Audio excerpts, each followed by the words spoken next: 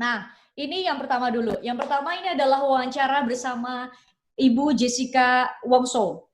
Saya udah cerita, ada mungkin teman-teman yang ikut di sesi sebelumnya mengatakan tahu, dan saya sudah sampaikan bahwa Ibu Jessica ini adalah orang yang paling sulit untuk diwawancara karena merasa bahwa anaknya itu tidak diperlakukan secara tidak adil, media terlalu memihak kepada korban dan tidak memberikan kesempatan. Sampai saya mungkin sudah pernah cerita ke teman-teman bahwa saya 5 kali gagal mewawancarai Ibu Jessica. Tapi konteks saya malam ini adalah kita bicara sebagai pewawancara, bicara sama orang yang lagi sedih. Oke ya, Ibu Jessica itu lagi sedih. Ibu Jessica memang adalah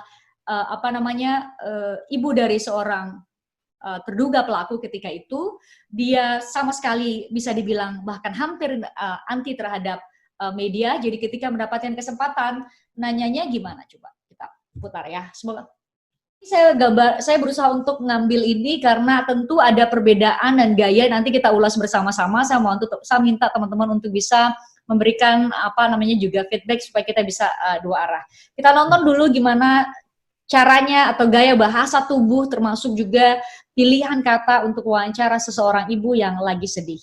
Pun dia adalah keluarga dari terduga pelaku. Kalau di Australia ada bukti, katanya ada catatan kejahatannya Jessica di Australia. Nah itulah ada. Saya kan udah ada bukti sekarang dari pengadilan Australia sama jaksa, kan udah dikirim aslinya, udah di-top sama konjen Indonesia yang di Sydney. Ada buktinya sama bahwa Jessica tidak ada kriminal. Tidak benar yang dibilang di sini. Bilangnya ada 13 kriminal. Kriminal apa 13? Perhatikan, dia adalah seorang yang awam, ya. Orang yang awam, ibu rumah tangga biasa.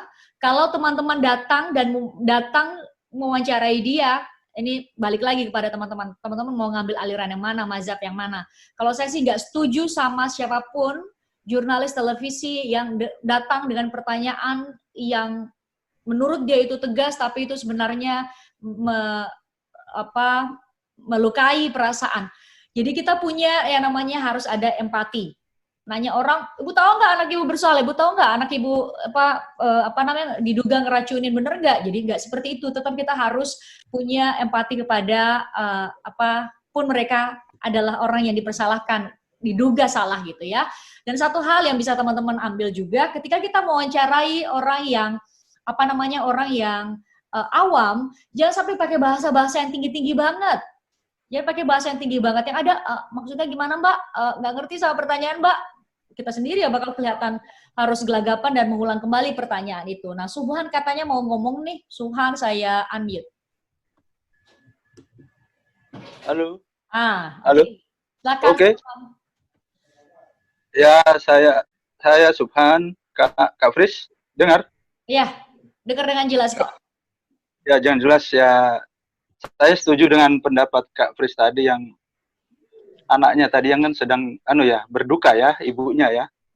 Janganlah ditanya dengan cerca istilahnya menekan perasaan dia agar lebih kelihatan sedih.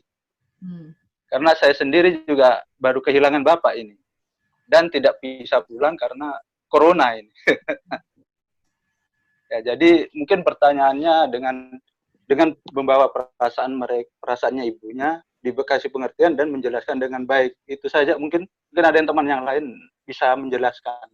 Betul, sepakat Subhan. Kalau kita wawancara orang tapi kita nggak memberikan empati, terus kita wawancara justru datang dengan judgement, hakim pokoknya harus salah, lu tahu nggak anak lu salah, bla bla bla.